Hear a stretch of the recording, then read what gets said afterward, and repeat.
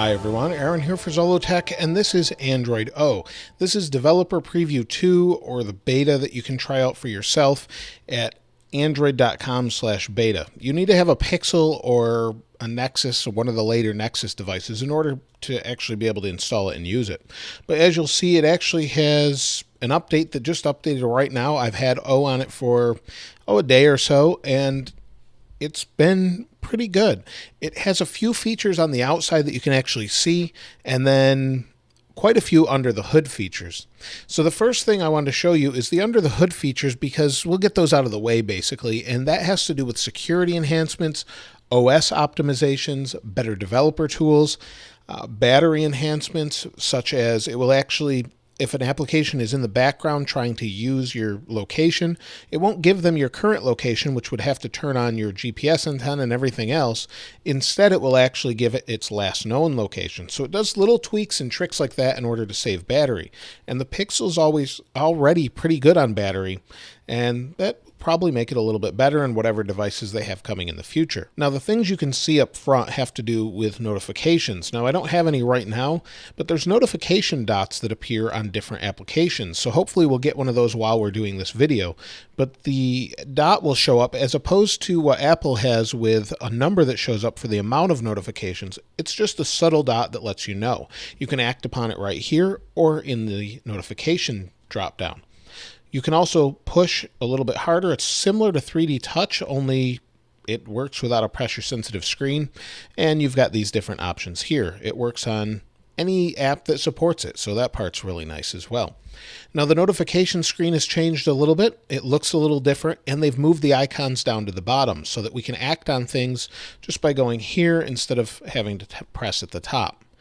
And they've actually made this a little bit nicer and cleaner as well. If I go into apps and notifications, you'll see that it's really kind of small and compact.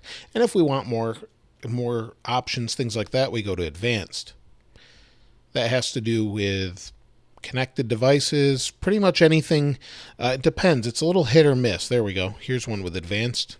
And there's all our advanced settings. So they've just condensed the menu for your basic things that are on top and then left everything else at the bottom. Now, the next thing has to do with the Play Store. And what they've done is they've actually protected the Play Store with what they call Google Play Protect. And that has to do with keeping you protected from malware and things that could be injected into the code and actually harm your use of your phone. So they're going to be scanning the App Store and the apps you have to make sure that you're safe at all times. So that's just built in. You don't really have to do anything, but it will let you know that there's no problems found from time to time. Now, notifications on the home screen are a little bit different too, although I don't really have any. I've cleared them all right now, unfortunately, but sometimes they look a little different. There we go. Let me rotate that back. They look a little bit different than they did before, but they're just cleaner and easier to read. There is not a whole lot of other things that you can see other than picture-in-picture, and that wasn't working, but let's try it out anyway. It's playing one of my videos now, and let's see if we can hit the home button. It's playing full screen. I'll hit the home button, and it goes away. But one of the things you can do is, with the new version, when it comes out to the public, you'll be able to have it in a little corner or move it around wherever you'd like. Just picture-in-picture on your display whenever you'd like it, and that's going to be something I could really use. Now, aside from those app badges that let you know what's going on, they've done a little things here and there in the system UI tuner. They've tweaked things. There's lots of little tiny things like do not disturb, for example. If I go to wherever it went here, I missed it. There we are, total silence, do not disturb. We've got more settings, and we've only got some of these options. It looks a little bit different, but basically the main setting here for do not disturb is to turn it on for 1 hour until you turn it off. And then you've got these settings at the top. Now, a big thing that you're not going to be able to see is Bluetooth audio support for high-end devices. So I like the headphone jack, but for those of you that want to use Bluetooth, they now support all sorts of different formats, and that includes other people's formats, such as Sony's or aptX HD, and you don't have to think about it. You just use the Bluetooth headphone and you'll get the best quality out of it because it's built into the OS itself. So you don't really have to worry about the codec or anything like that. it should just work now instead of having to hope that your device works with this specific type of codec so that you can have the high quality. There's better support for things like physical keyboards, for tablets, all sorts of things like that. And there's just a lot of different tweaks. And in fact, some people have found at the Google I/O Developer Conference that it looks like the launcher may be changing as well, but they haven't shown that yet at all. There's also adaptive icons, and there's a new Autofill API, which is pretty interesting. If we go to a website, wait for mine to pop up here. I went to Zollotech. What it does is it tries to be context aware and help you select text. So if we wanted to select a link, for example, it knows it's a link and we can do different things with it. If we select text, let's see if it's doing it now. It helps you select sentences, things like that, that may be more relevant. So hopefully it gets better and better over time. They also support things like wider color gamut for apps and a lot of under the scenes or behind the scenes changes. Now there is one other thing I can show you. It has to do with auto-filling your password. So let's go back to settings, and it's called autofill service. What it does is it uses your autofill service with Google, meaning passwords saved with Chrome that you maybe use in your browser, it will autofill on your Android device and vice versa. It makes it much easier, especially if you're not using a password app, to actually manage your passwords. It's a really nice little feature.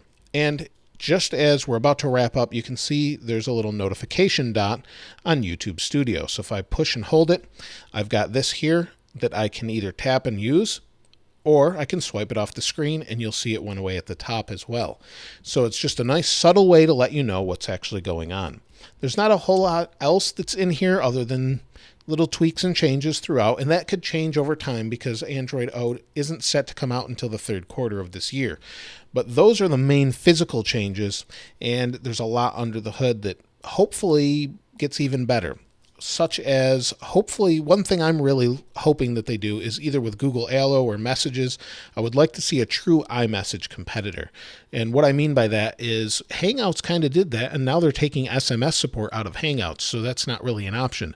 But basically, I want the ability to easily go from an Android phone to an iPad or a tablet to a computer, PC or Windows or Mac, and be able to just go between those devices like you can with an iPhone and iMessage.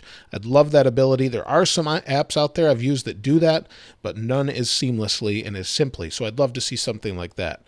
So hopefully they do that with either Allo or Messages, and that's what I'm looking forward to. I'm not sure what they're doing with Hangouts at this point, but that's the number one feature I'd like. Everything else seems really good. You can do the picture-in-picture once it's available through supported apps, but right now it's supposed to be YouTube Red supported if you have YouTube Red and Google Duo. So if you have, that's kind of like FaceTime, but for Google if you're not familiar with that.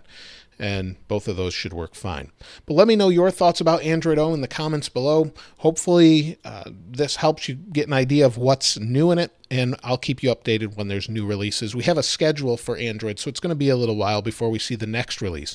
But let me know your thoughts in the comments below. If you haven't subscribed already, please subscribe and like. As always, thanks for watching. This is Aaron. I'll see you next time.